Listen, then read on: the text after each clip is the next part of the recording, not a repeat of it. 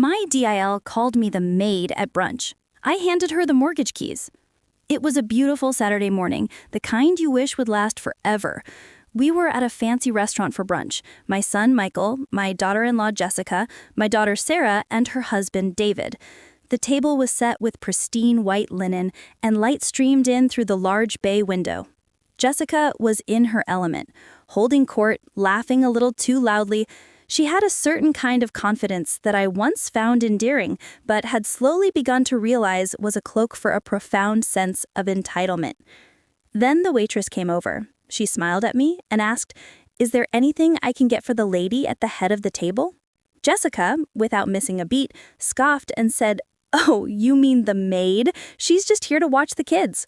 My son laughed a little, and Sarah looked down at her plate.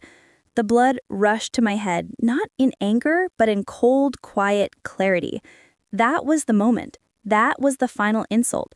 And in that moment, I knew she had just forfeited everything. I wouldn't shout. I wouldn't cry. I would simply show her the true meaning of power. If you're watching, subscribe and tell me where you're tuning in from. My home, the one my late husband Robert and I built together, was a beautiful, sprawling colonial with a large front lawn and a back garden that was my pride and joy. It had always been the center of our family.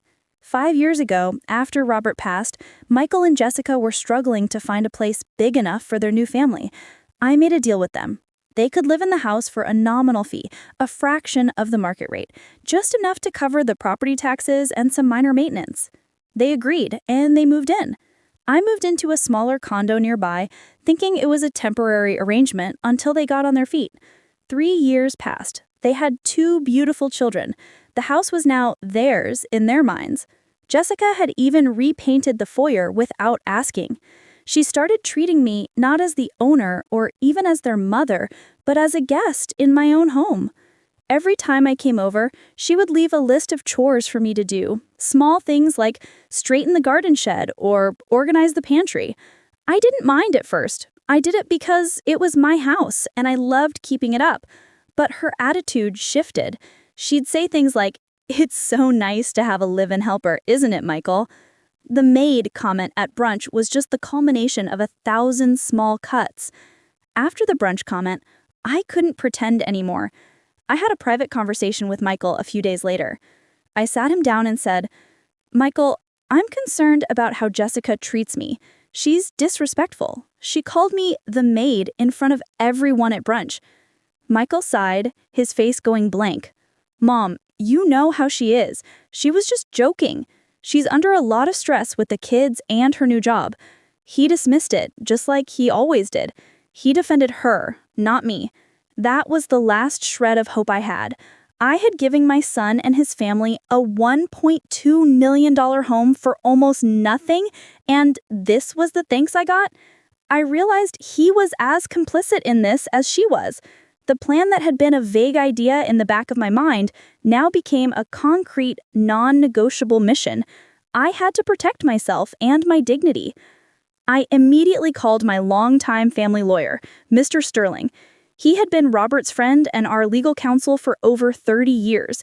He was a man of quiet authority and precise legal language. "Mr. Sterling," I began, my voice calm, "I need to talk to you about the house." He knew exactly what I meant. He had advised me against the arrangement from the beginning. He said, "Eleanor, I have all the original documents right here. I trust this is a decision you have considered carefully." I told him it was. We set a meeting for the next day. This was a man who understood leverage, who understood the cold, hard logic of the law. He had handled my estate, my late husband's business, and he knew the full extent of my financial power.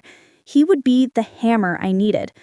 At his office, surrounded by stacks of legal files, Mr. Sterling laid out the documents. He reminded me of the specific agreement we had made. He said, "You see, Eleanor, we drew up a lease-to-own agreement. It wasn't just a verbal understanding. I had forgotten the specifics." He pointed to a clause 17.3, titled Conditions of Sale.